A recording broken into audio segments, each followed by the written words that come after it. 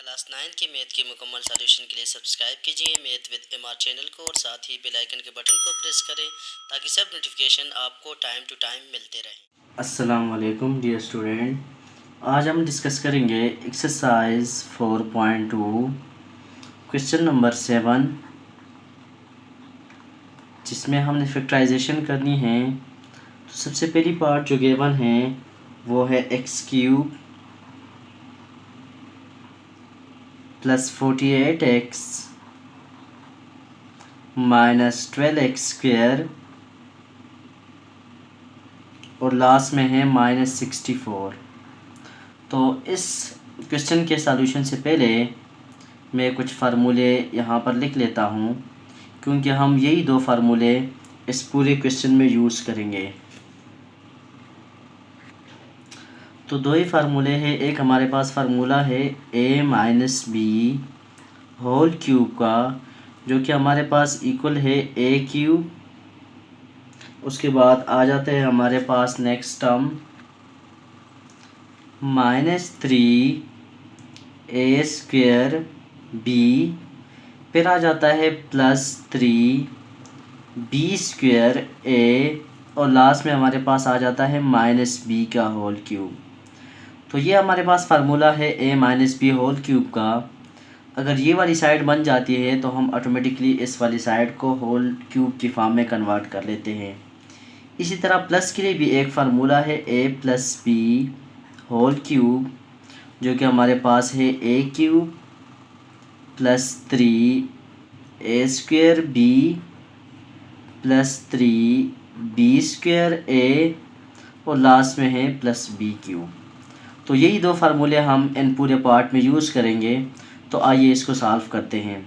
Step number 1 में हमने first और लास्ट टर्म को क्यूब की फॉर्म में कन्वर्ट करना है। तो इसको लिख लेते हैं x का होल क्यूब और लास्ट वाला जो है इसको लिख लेते हैं -4 का होल क्यूब, क्योंकि 4 का होल क्यूब 64 होता है। 4 4 ज़ार 16 और 16 4 ज़ार 64। तो इन क्वेश्चनों में सामने जस्ट फर्स्ट और लास्ट टर्म को पहले क्यूब में कन्वर्ट करना है। उसके बाद आपने देखना है कि जो लास्ट टर्म है उसके साथ अगर माइनस आया हो तो हम फिर ये वाला फार्मूला यूज़ करेंगे। तो इसको लिख लेते हैं -3 a स्क्वेयर। तो a का मतलब यहाँ पर x है, x स्क्वेयर हो जाएगा और b का मतलब यहाँ पर आ जाएगा 4, क्योंकि हमने लिखा है -3 a स्क्वेयर b। तो -3 a की जगह x स्क्वेयर आ जाएगा और b की जगह 4 आएगा, प्लस 3 b स्क्वेयर। तो b स्क्वेयर का मतलब 4 स्क्वेयर और a, तो a की जगह हमारे पास x है तो ये आ जाएगा। तो जस्ट हमने फर्स्ट और लास्ट टर्म को क्यूब के फॉर्म में कन्वर्ट करना है। फिर हमने -3 फर्स्ट टर्म का square into last term plus 3 into second term का square into last first term. तो अगर आप इसको देख ले तो यही चीज़ बन जाती है। इसको आप मल्टीप्लाई करें 3 4 ज़ार 12, 12x स्क्वायर, तो -12x स्क्वायर ठीक बन रहा है। इसी तरह 3 इनटू 4 का स्क्वायर अगर आप चेक करें तो वो 16 बनता है। तो 16 3 ज़ार 48 और साथ में x, तो ये एग्जैक्टली सेम चीज़ बन रही है।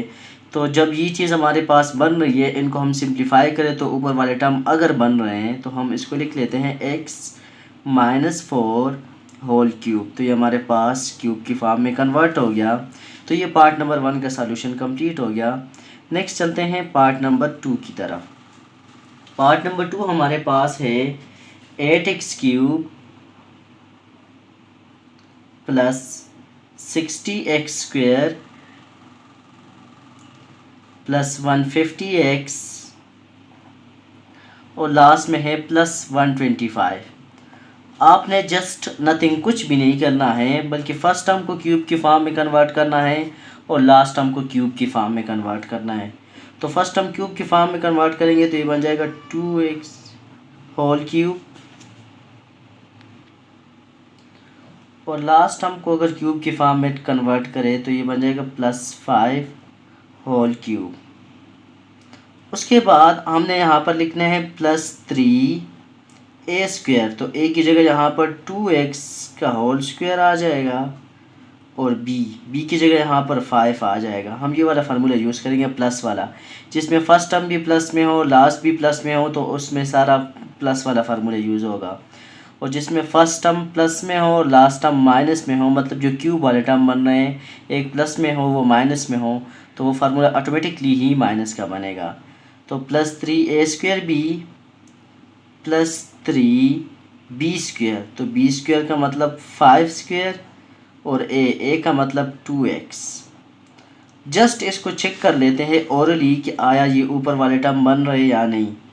तो 2 का स्क्वायर अगर कैलकुलेट करें, क्योंकि 2x² है, 2 का स्क्वायर कैलकुलेट करें तो वो 4 आ जाएगा। तो 4 × 3 = 12 और 12 × 5 = 60 और साथ में x², तो ऊपर वाला टर्म बिल्कुल एग्जैक्ट वही चीज़ बन रही है। इसी तरह इसको देख ले, 5 का स्क्वायर होता है 25, 25 × 3 = 75 और 75 × 2 = 150, साथ में x आ जाएगा। तो एग्जैक्टली ऊपर वाली चीज़ बन रही है। तो जिन दो टर्म का क्यूब है इनके ऊपर होल क्यूब लिख लेंगे, 2x + 5 और इसके ऊपर आ जाएगा होल क्यूब। तो ये पार्ट नंबर 2 का सॉल्यूशन भी कंप्लीट हो गया। नेक्स्ट हम चलते हैं पार्ट नंबर 3 की तरफ। तो पार्ट नंबर 3 हमारे पास है x³ - 18x² + 108x और -216।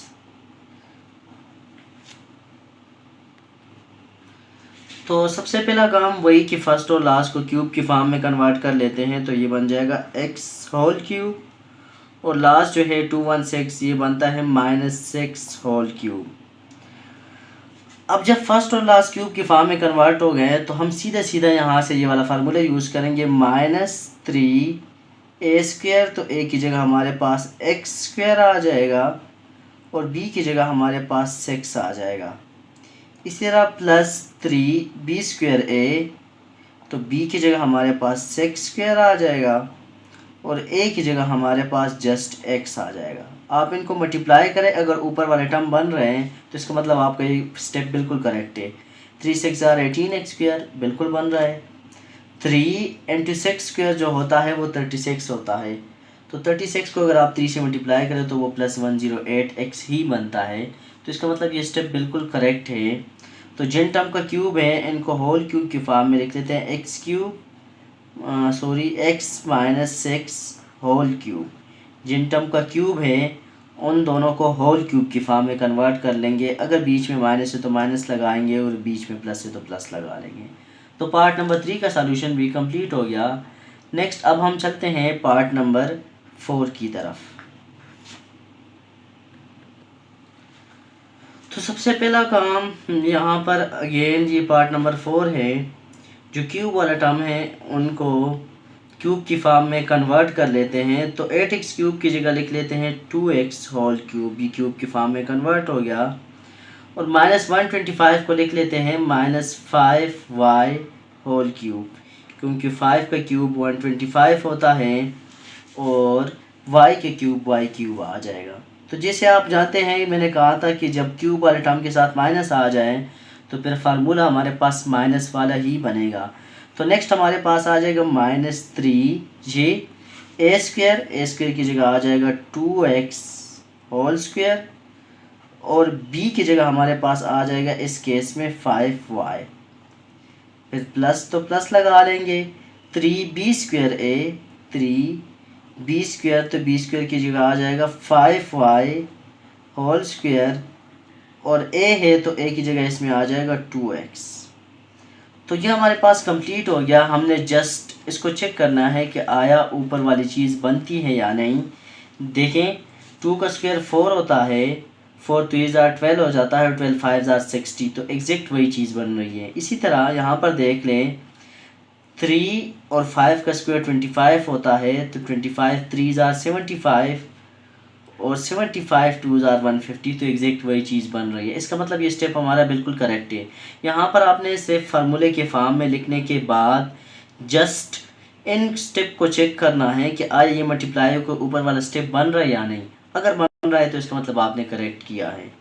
तो जिन टर्म का क्यूब है, क्यूब किन टर्म का है, 2x का क्यूब है -5y का क्यूब है, तो उन दोनों के बीच में माइनस लगा के इसके ऊपर होल क्यूब लगा लेंगे। तो इसके साथ क्वेश्चन नंबर 7 के तमाम पार्ट के सॉल्यूशन कंप्लीट हो गए हैं। मज़ीद वीडियो के लिए आप हमारे चैनल को सब्सक्राइब करें, बेल आइकन का बटन ज़रूर दबाएं ताकि आने वाली कोई भी वीडियो आपसे मिस ना हो जाए। थैंक यू, अल्लाह हाफ़िज़।